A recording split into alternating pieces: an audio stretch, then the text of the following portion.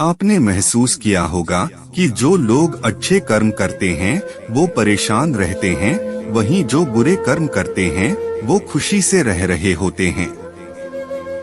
अच्छे कर्म करने वाले परेशान होते हैं कि आखिर उन्हें इतनी परीक्षा क्यों देनी पड़ रही है, जबकि जो अधर्म की राह में हैं वो खुश हैं और जिंदगी का लुत्फ उठा रहे हैं। अगर आपके मन में भी ये सवाल आया है तो आज हम आपको इसका जवाब देंगे। ये जवाब वो है जो भगवत गीता में लिखा है और श्री कृष्ण ने अर्जुन को दिया था। भगवत गीता में वर्णित कथा के अनुसार जब भी अर्जुन के मन में कोई दुविधा होती थी तो वो श्री कृष्ण के पास पहुंच जाते थे। एक बार की बात है, अर्जुन भगवान श्री कृष्ण के समीप आकर कहा कि वो दुविधा में हैं और इसका जवाब वो श्री कृष्ण से चाहते हैं। श्री कृष्ण ने पूछा कि क्या सवाल है। अर्जुन ने कहा, मुझे ये जानना है कि अच्छे लोगों के साथ हमेशा बुरा ही क्यों होता है, वहीं बुरे लोग खुशहाल दिखते हैं। अर्जुन के मुंह से ऐसी बातें सुनकर श्री कृष्ण मुस्कुराए और कहा, मनुष्य जैसा सोचता है और महसूस करता है वैसा कुछ नहीं होता है, बल्कि अज्ञानता की वजह से वो सच्चाई नहीं समझ पाता है। अर्जुन उनकी ये बात समझ नहीं पाए। इसके बाद श्री कृष्ण ने क्या कहा वो जानते हैं। श्री कृष्ण ने अर्जुन से कहा, पार्थ मैं तुम्हें एक कथा सुनाता हूँ, उसे सुनकर तुम समझ जाओगे कि हर प्राणी को उसके कर्म के हिसाब से ही फल मिलता है। प्रकृति हर किसी को अपनी राह चुनने का मौका देती है। अब वो मनुष्य की इच्छा पर निर्भर करता है कि उसे धर्म की राह चुननी है या अधर्म की। कथा शुरू करते हुए श्री कृष्ण ने कहा, एक नगर में दो पुरुष रहा करते थे। एक पुरुष व्यापारी था जिसके जीवन में धर्म की बहुत महत्ता थी। वो पूजा पाठ में यकीन रखता था। वो हर रोज मंदिर जाता था और दान धर्म भी करता था और हर रोज भगवान की पूजा करता था। वहीं दूसरा पुरुष बिल्कुल विपरीत था। वो हर रोज मंदिर तो जाता था लेकिन पूजा करने नहीं, बल्कि मंदिर के बाहर से जूते चप्पल चुराने।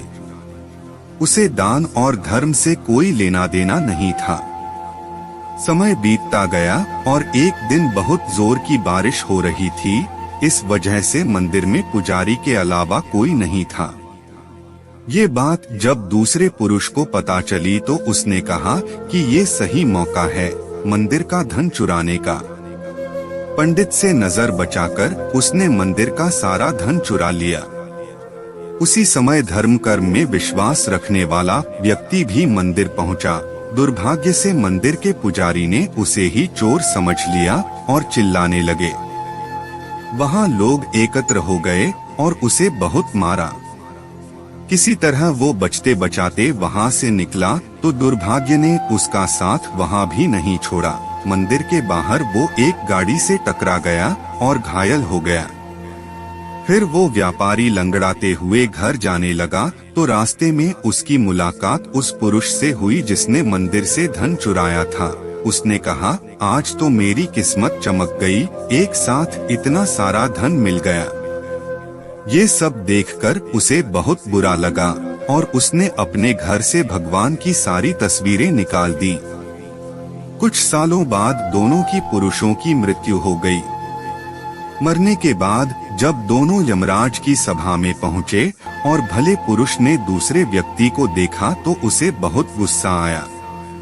उसने क्रोधित होकर यमराज से पूछ ही लिया, मैं तो हमेशा अच्छे कर्म करता था, दान में विश्वास रखता था, उसके बदले जीवन भर मुझे अपमान और दर्द ही मिला और इस व्यक्ति को नोटों से भरी पोटली। आखिर ऐसा भेदभाव क्यों?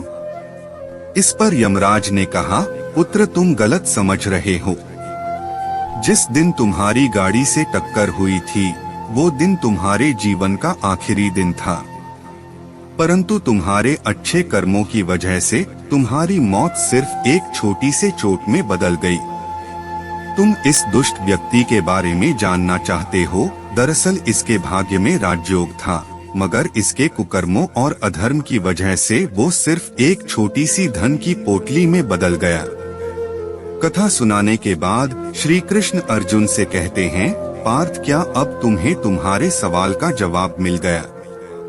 ऐसा सोचना कि भगवान तुम्हारे कर्मों को नजरअंदाज कर रहे हैं, ये बिल्कुल भी सत्य नहीं है।